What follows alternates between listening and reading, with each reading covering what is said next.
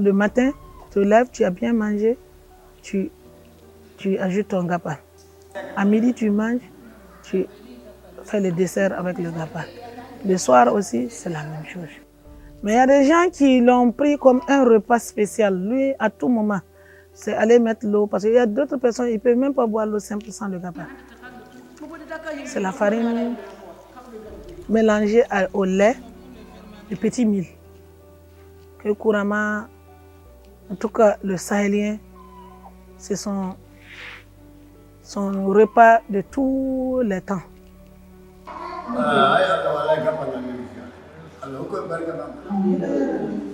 Quand tu veux faire le gapal, tu as quelques étapes à faire. Il faut avoir ton mil, mettre dans le moitié, enlever le son, piler jusqu'à ce qu'il doit le son la plus sortir. Tu l'enlèves dans le moitié quand il est bien sorti. Tu sais bien que le son et le mil est vraiment propre. Tu l'enlèves, tu vas le bagner pour enlever le son et les grains.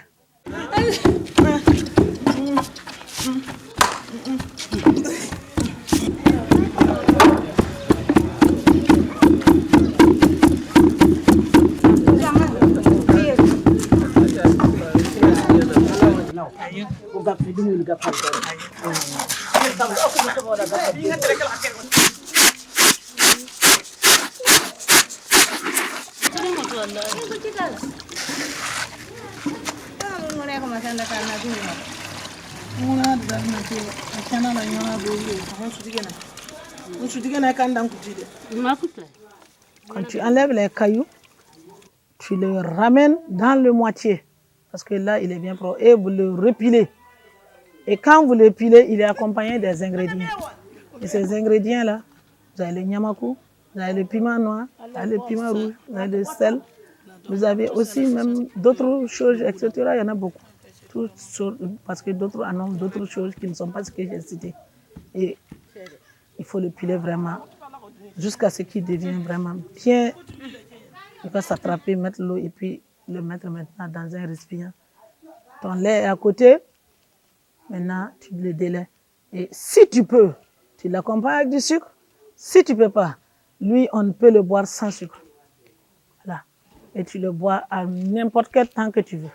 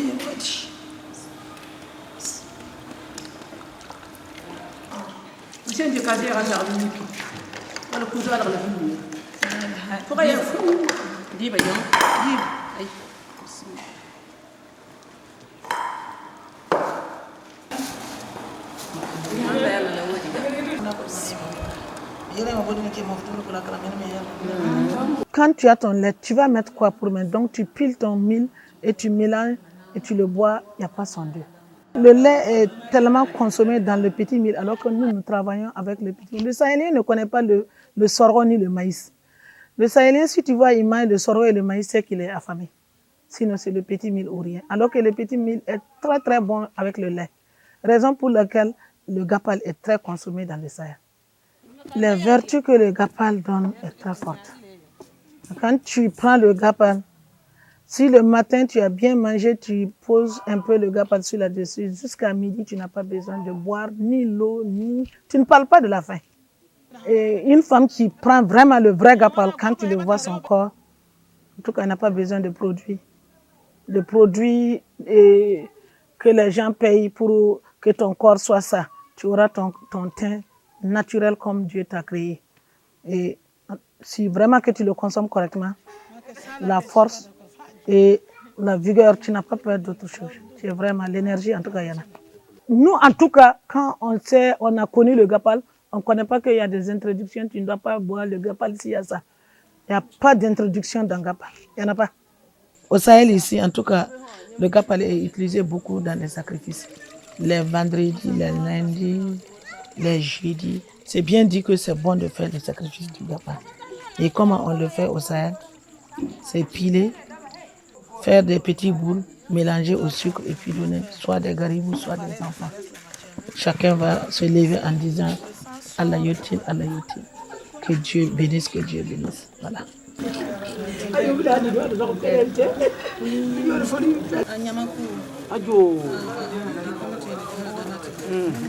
Quand quelqu'un meurt, en tout cas, la première des choses, c'est le gapal. On pile pour lui faire boire. Quand la personne meurt, il est enterré le lendemain ou bien même dans la soirée, il s'asseye, les marabouts font le doigt et on pile le gapal là. L'eau plus le gapal et puis maintenant on dépose devant eux. S'il finit de finir le doigt seulement, on prend le gapal là, on l'amène sur l'imam. Et voilà, sur le doigt de la personne. Que ce soit un petit garçon, que ce soit une grande personne, ça aussi, ça fait partie de la culture. Et c'est traditionnel.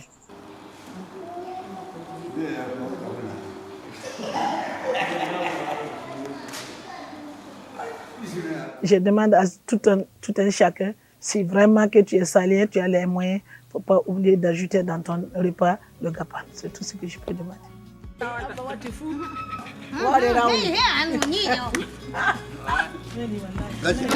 Amina.